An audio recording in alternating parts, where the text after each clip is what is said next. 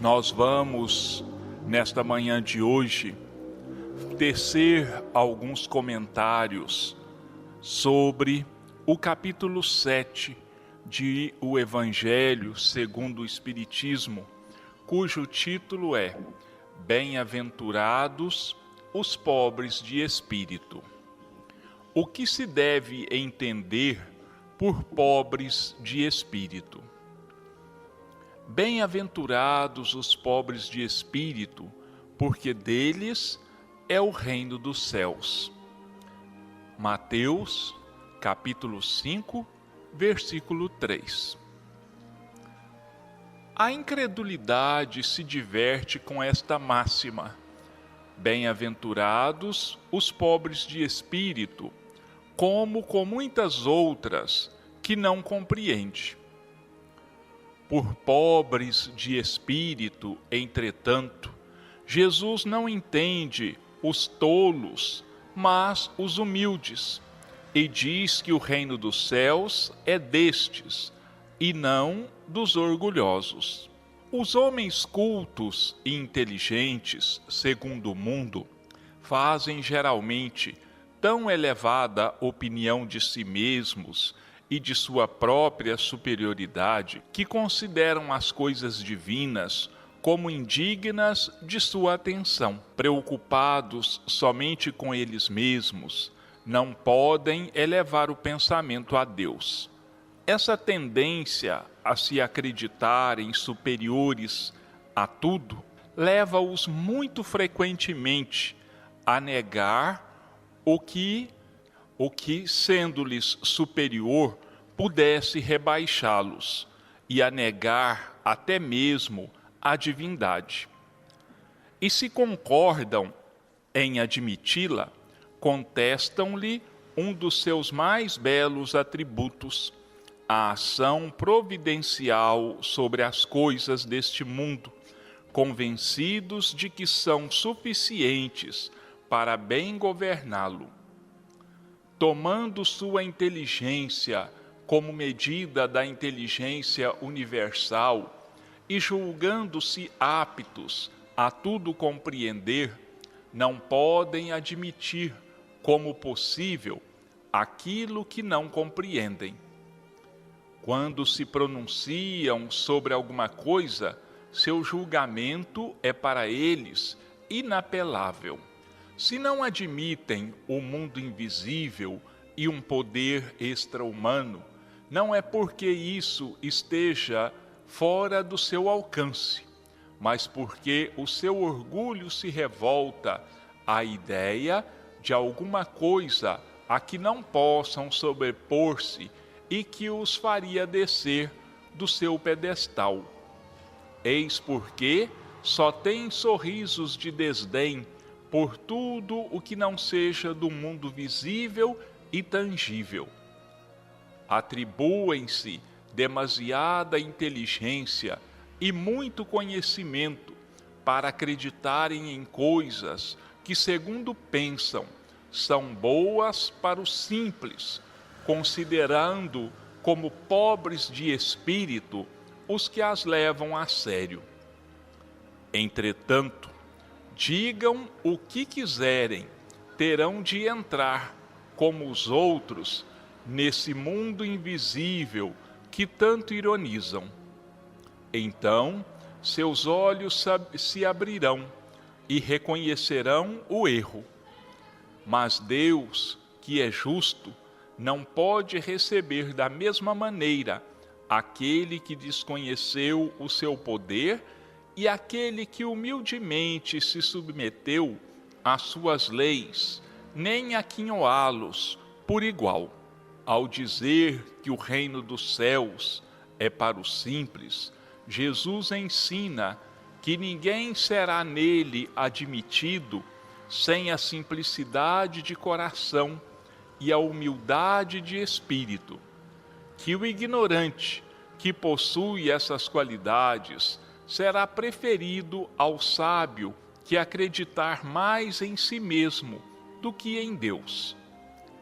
Em todas as circunstâncias, ele coloca a humildade entre as virtudes que nos aproximam de Deus, e o orgulho entre os vícios que dele nos afastam. E isso por uma razão muito natural, pois a humildade é uma atitude de submissão a Deus, enquanto o orgulho é a revolta contra ele. Mais vale, portanto, para a felicidade do homem, ser pobre de espírito no sentido mundano e rico de qualidades morais. Então, nós percebemos pela leitura que nós acabamos de fazer, bem-aventurados os pobres de espírito, que pobre de espírito, como Jesus considerava, não é a mesma pobreza de espírito que os homens de ciência costumam dizer. Para Jesus, pobres de espírito eram os humildes, os obedientes às leis de Deus, aqueles que reconheciam, que reconhecem a paternidade divina, que sabem, que conhecem Deus como o Criador de todas as coisas. Isso é o que Jesus entendia por pobres de espírito. Já os homens de ciência, que se consideram as grandes sumidades, os grandes destaques da inteligência no planeta Terra, eles dizem que as pessoas que acreditam na sobrevivência da alma, as pessoas que acreditam em Deus, que são então esses pobres de espírito, que eles chamam de ignorantes, porque no seu orgulho, na sua empáfia, eles não acreditam em Deus, não reconhecem em Deus o Criador de todas as coisas, como os humildes, os puros de coração. E para Deus e para o mundo espiritual, mais vale o pobre de espírito, o humilde, aquele que tem o coração puro, aquele que se submete às leis divinas e que passa toda a sua vida auxiliando ao próximo, ajudando, repartindo da sua indigência, não é? Dando, repartindo do pouco que ele tem, ele ainda divide com o próximo. Esse é o humilde do qual Jesus fala nesta parábola. Por que é que Kardec coloca esse capítulo no Evangelho segundo o Espiritismo? Porque quando o Espiritismo estava sendo codificado na Terra, na segunda metade do século XIX, é um período da história onde a ciência se sobressaía em todos os lances, em todos os setores. Foi uma época em que a ciência teve um grande desenvolvimento. Foi a época da descoberta das vacinas, foi a época das descobertas astronômicas, e era chique até mesmo que as pessoas se dissessem ateias, que não acreditavam em Deus, que só acreditavam naquilo que a ciência podia provar. E para eles, Deus não poderia ser provado cientificamente. Então, era uma hipótese que não deveria ser levada em conta. Dizem que na França do século XIX, do início do século XIX, um cientista, um astrônomo dos mais famosos da França naquela época e dos mais famosos da história, chamado Laplace, ele escreveu uma grande obra de astronomia. E essa obra, ela foi lida pelo imperador Napoleão I. Ele leu toda a obra. E quando se encontrou com o autor, com o Marquês de Laplace, ele questionou o autor da obra. Ele disse: mas você escreveu essa obra imensa e em nenhum momento você se referiu a Deus. Aí ele respondeu ao Napoleão: essa é uma hipótese que eu não levo em consideração. Quer dizer, ele não reconhecia Deus como criador do universo. Para ele, Deus não tinha nenhum papel na criação do universo, porque ele se dizia um cientista positivista, quer dizer, aquele que só acreditava ou que só acredita naquilo que possa ser provado cientificamente. E os humildes são aqueles, como eu já disse, submissos a Deus, submissos aos mandamentos divinos. Aqueles que humildemente curvam a sua cabeça, curvam os seus joelhos e elevam uma oração de agradecimento a Deus por tudo e por todos. Aquele que se coloca como o último ser da criação, porque conhece, percebe a grandiosidade de Deus, a onipotência divina. E os orgulhosos, não. Os orgulhosos acham que a palavra deles, as descobertas da ciência, são tudo aquilo que deve ser levado em conta no estudo das coisas do universo. Existem, mesmo no século XXI, vários cientistas que dizem não acreditar em Deus, que combatem a ideia de que Deus criou o mundo e combatem mesmo a ideia da existência de Deus. Eles afirmam e reafirmam com todas as letras que religião é uma superstição, que as pessoas que têm uma religião, que as pessoas que creem em Deus, elas são simplesmente supersticiosas, que são religiosas, que acreditam em Deus por falta de conhecimento, por total ignorância.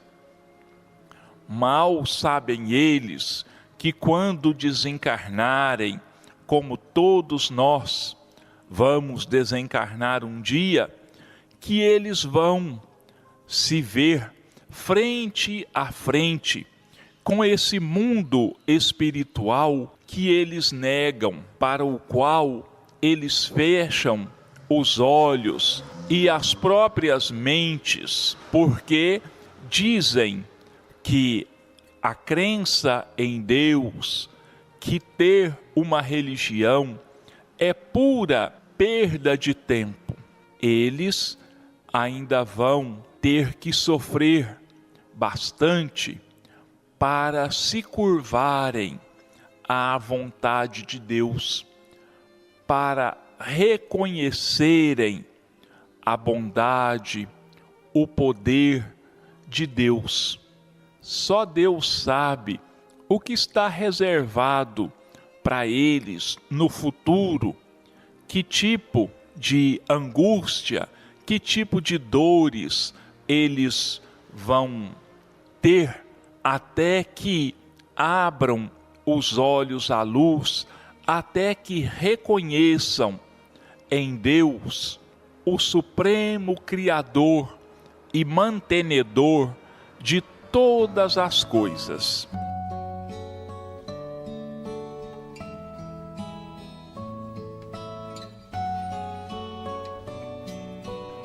Bom, então vamos agora ao exame do capítulo 10 do livro Sinal Verde, de André Luiz.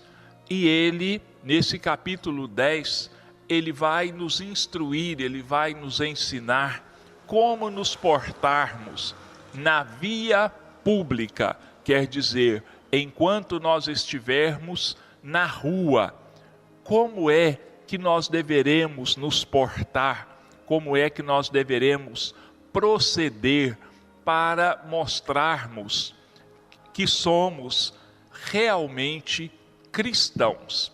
Então vamos lá. Na via pública. A rua é um departamento importante da escola do mundo, onde cada criatura pode ensinar e aprender. Encontrando amigos ou simples conhecidos, tome a iniciativa da saudação, usando cordialidade e carinho, sem excesso. Caminhe em seu passo natural, dentro da movimentação que se faça precisa, como se deve igualmente viver, sem atropelar os outros. Se você está num coletivo, acomode-se de maneira a não incomodar os vizinhos. Se você está de carro, por mais inquietação ou mais pressa, atenda às leis do trânsito e aos princípios do respeito ao próximo, imunizando-se contra males suscetíveis de lhe amargurarem por longo tempo. Recebendo as saudações de alguém, responda com espontaneidade e cortesia. Não detenha companheiros na via pública, absorvendo-lhes tempo e atenção com assuntos adiáveis para momento oportuno. Ante a abordagem dessa ou daquela pessoa, pratique a bondade e a gentileza, conquanto a pressa frequentemente esteja em suas cogitações. Em meio às maiores exigências de serviço, é preciso falar com serenidade e compreensão, ainda mesmo por um simples minuto. Rogando um favor, faça isso de modo digno, evitando assovios, brincadeiras de mau gosto ou frases desrespeitosas, na certeza de que os outros estimam ser tratados com o acatamento que reclamamos para nós. Você não precisa dedicar-se à conversação inconveniente, mas se alguém desenvolve assunto indesejável, é possível escutar com tolerância e bondade, sem ferir o interlocutor. Pessoa alguma, em sã consciência, tem a obrigação de compartilhar perturbações e conflitos de rua. Perante alguém que surja enfermo ou acidentado, coloquemo-nos em pensamento no lugar difícil desse alguém e providenciemos o socorro possível. Então, olha como é importante nós sabermos nos portar condignamente, até mesmo na via pública, até mesmo na rua. Nós temos regras a observar, nós temos regras que nós deveremos respeitar e deveremos, em todas as situações, respeitarmos a todos aqueles com os quais nós tenhamos uma ligeira convivência quando estamos na via pública. O respeito, nós sabemos disso, todos sabem, cabe em todos os lugares.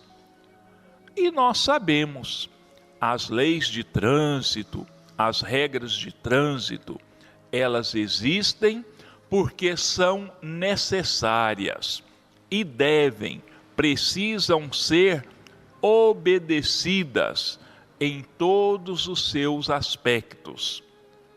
Porque as regras, as leis, existem para coordenar a nossa vivência, a nossa convivência com os outros, uns com os outros. Então, leis, elas não existem para serem violadas. Existem pessoas que dizem assim: as leis existem para serem desobedecidas.